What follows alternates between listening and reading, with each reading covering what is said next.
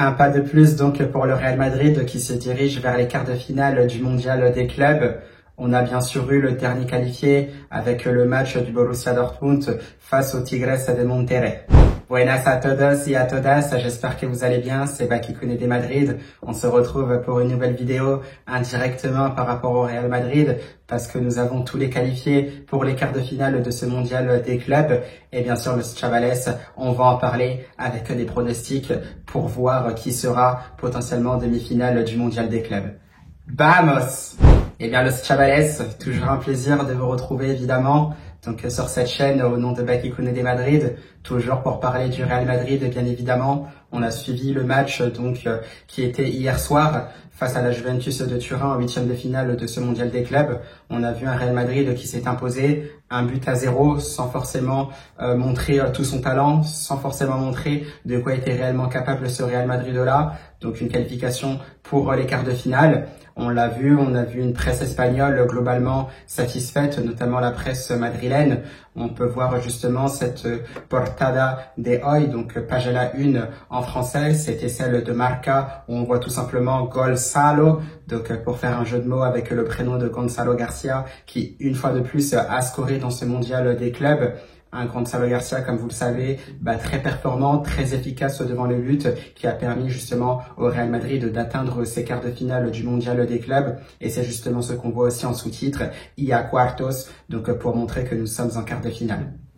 Et justement, par rapport à ça, notre prochain adversaire, eh bien, ce sera le Borussia Dortmund. Un Borussia Dortmund qui s'est imposé 2-1 face aux Tigres de Monterrey, donc durant la nuit de mardi à mercredi. Et bien évidemment avec un doublé de Serhou Guirassy qui sera bien évidemment à surveiller parce qu'on y reviendra aussi demain Los Chavales dans une autre vidéo où on se projettera sur ce quart de finale entre le Real Madrid et le BVB parce que le BVB c'est une équipe qu'on connaît très bien, que le Real Madrid joue régulièrement donc en Ligue des Champions. Ça a été le cas la saison dernière avec un scénario assez incroyable avec notamment un Real Madrid qui aura réussi à faire une remontada plus qu'inattendu tant ils étaient en difficulté dans ce match de groupe au Santiago Bernabéu lors de cette saison 2024-2025. Et bien sûr aussi, on les avait rencontrés en finale de la Champions League en 2024 avec un but de Dani Carvajal notamment et un deuxième de Vinicius Junior qui nous auront permis justement de soulever notre 15e Ligue des Champions, tout simplement historique. Mais là, ça va être une autre compétition dans laquelle on retrouvera le Borussia Dortmund, la Coupe du Monde des clubs et on se projettera bien sûr sur ce match-là, donc dans une vidéo qui sera disponible demain plus dans la soirée. Donc voilà pour ce match-là entre le Real Madrid et le Borussia Dortmund. Maintenant, on va se projeter un peu plus dans les pronostics de ces quarts de finale parce que comme vous l'avez vu, il y a eu pas mal de surprises dans ce mondial des clubs. C'est vrai que je me suis trompé par rapport aux pronos que j'avais donnés. Vous pouvez les retrouver dans mon ancienne vidéo que j'avais fait par rapport aux pronostics des huitièmes de finale. On a tout de suite vu que je m'étais trompé pour Palmeiras face à Botafogo puisque c'était Palmeiras qui était passé. On a vu aussi Benfica qui s'est fait sortir par Chelsea. Bien sûr, évidemment, on a les surprises avec Fluminense aussi qui aura sorti l'Inter Milan et Al Hilal aussi qui aura sorti Manchester City. C'est vrai que de l'autre côté, il n'y a pas forcément eu de surprise puisque le Paris Saint-Germain a tenu son rang. Pareil pour le Bayern Munich, pareil aussi pour le Real Madrid et c'était également le cas aussi pour le BVB. Donc bien sûr, maintenant les quarts de finale, vous les avez, puisqu'on va retrouver aussi Palmeiras face à Chelsea. Donc ça, ce sera ce vendredi à 21h.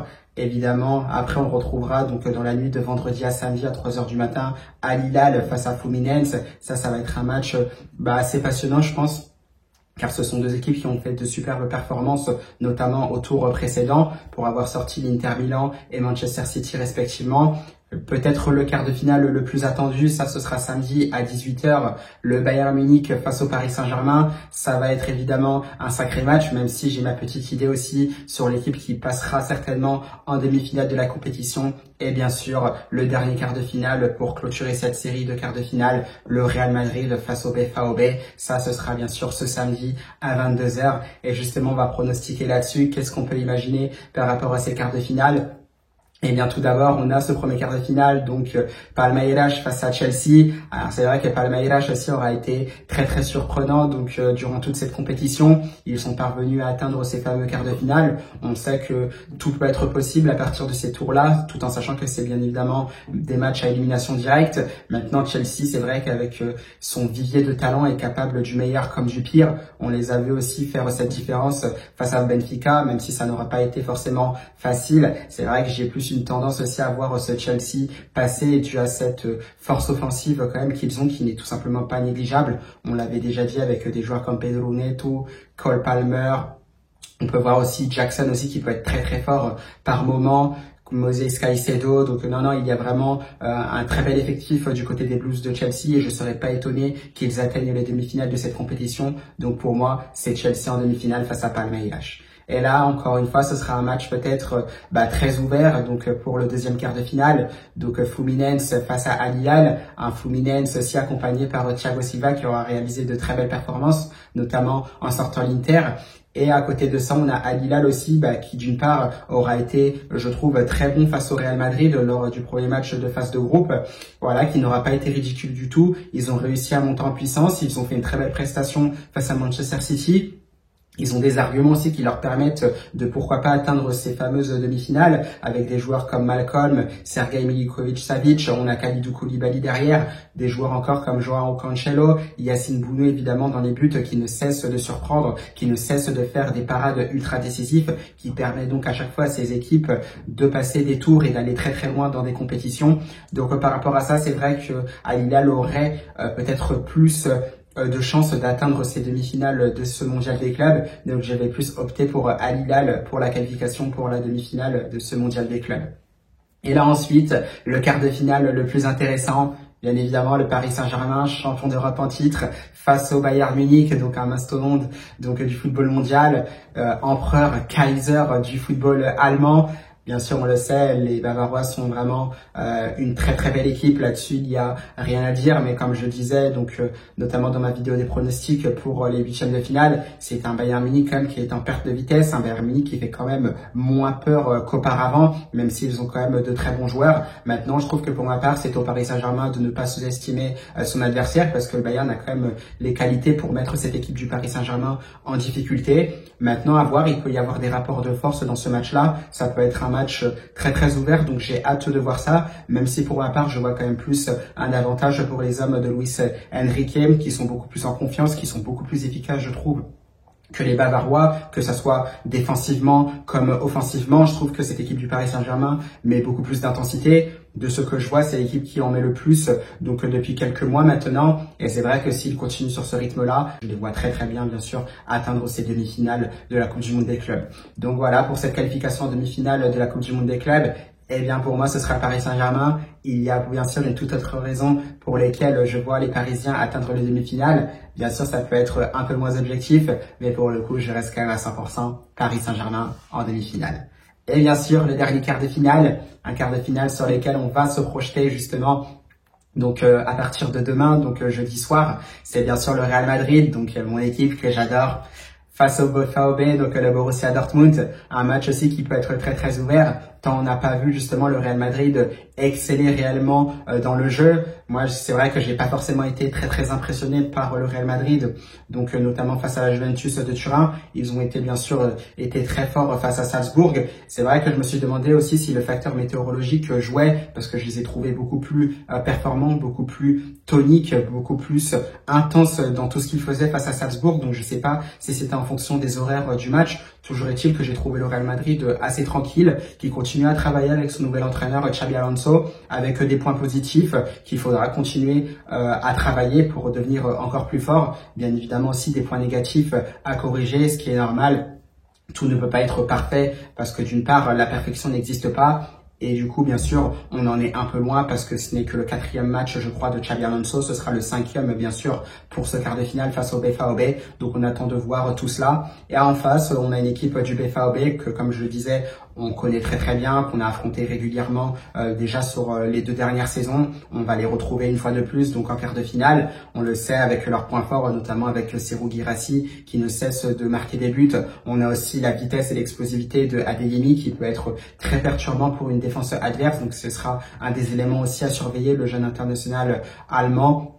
Et à côté de ça, bien sûr, il y a d'autres éléments qu'on peut prendre en compte potentiellement, qui peuvent jouer aussi en faveur du Real Madrid. C'est l'absence du frère de Bellingham, donc à savoir Job, qui aurait écopé d'un nouveau carton jaune du coup lors du huitième de finale face au Tigres de Monterrey. Donc un nouveau carton jaune synonyme de suspension pour le quart de finale face au Real Madrid. Et c'est vrai que c'est dommage parce qu'on aurait bien aimé voir les frères Bellingham face à face. Malheureusement, ça ne sera pas le cas car le jeune international des Three Lions, bon, je crois qu'il n'est pas encore Three Lions, on va dire le jeune international anglais espoir, si je puis dire, est suspendu pour ce match face au Real Madrid et du coup, il ne sera pas là. Donc voilà, par rapport à tout ça, même si c'est vrai que ces derniers temps, le Real Madrid peut avoir un ascendant psychologique sur cette équipe du BVB, je pourrais dire qu'il y a un avantage justement pour le Real Madrid. Maintenant, voilà, ça va pas être chose simple. On sait que le Real Madrid n'est pas encore rodé défensivement, comme vous le savez déjà. Il y a eu aussi des erreurs, notamment face à la Juventus. Heureusement pour nous, sur une action la plus marquante peut-être, Randal Kolo Muani n'en a pas profité, bien gêné par une superbe sortie de Thibaut Courtois au passage. Donc voilà, attention à ces petites erreurs-là, parce que là, c'est Serhou Guirassy qui est vraiment en forme, qui fait partie des meilleurs buteurs en Europe, qui sur la moindre occasion est capable de scorer, de nous punir. Donc il faudra surveiller tout ça, mais je vois quand même un avantage pour le Real Madrid. Un Real Madrid, je pense aussi, qui va continuer de monter en puissance. Bien sûr, il faudra rectifier certaines choses, parce qu'il y aura aussi des débats qui doit jouer titulaire en attaque. Est-ce que on va remettre Vini Junior, Kylian Mbappé? Est-ce que ce sera Gonzalo Garcia, toujours avec Vini Junior? Est-ce que ça va être Gonzalo Garcia avec Kylian Mbappé? Est-ce que ça va être les trois en attaque? Et ça, voilà, on attend de voir bien sûr ce qu'il se passera de ce côté-là. Mais toujours est-il que par rapport à cette efficacité que le Real Madrid a en ce moment, même s'ils sont en difficulté, voilà, j'ai plus tendance quand même à dire le Real Madrid en demi-finale, même si c'est vrai que ça peut manquer un peu d'objectivité quand même. Ça, je peux vous l'accorder. Mais bon, en même temps, c'est mon équipe, c'est le Real Madrid. Moi, j'essaye aussi de rester un tout petit peu lucide quand même, mais je les vois quand même en demi-finale. Donc voilà, on a les résultats de mes pronostics, Los Chavales. Donc on se retrouvera avec une potentielle demi-finale Chelsea face à Al Hilal. Et bien évidemment, un Paris Saint-Germain-Real Madrid. Ça, franchement, ce serait un superbe match. J'espère évidemment que j'ai raison, que certaines équipes ne vont pas déjouer les pronostics, sinon je vais être un peu dégoûté. Mais bon, voilà, on espère que ça se passera tel quel, même si c'est vrai que dans le football, on adore voir des surprises, on adore voir des super matchs, des scénarios complètement fous, donc à voir ce qu'il se passera. Mais j'espère voir quand même cette demi-finale Paris Saint-Germain-Real Madrid. Et là, bien sûr, à voir ce qu'il se passera, parce que tout est possible. Donc voilà, le Chavales, c'était à peu près tout pour mes pronostics. J'espère que cette vidéo, bien évidemment, vous aura plu. N'oubliez pas au passage aussi que dans la vidéo précédente, donc de débrief d'après-match face à la Juventus, il y avait eu des informations concernant le calendrier de la Liga du Real Madrid. Ce sont des informations que vous pouvez retrouver d'ailleurs sur ma vidéo face à la Juventus. Donc n'hésitez pas à la regarder, Los Chavales, si vous voulez des informations et que vous ne les avez pas encore. Donc là-dessus, vous pouvez y aller. N'hésitez pas.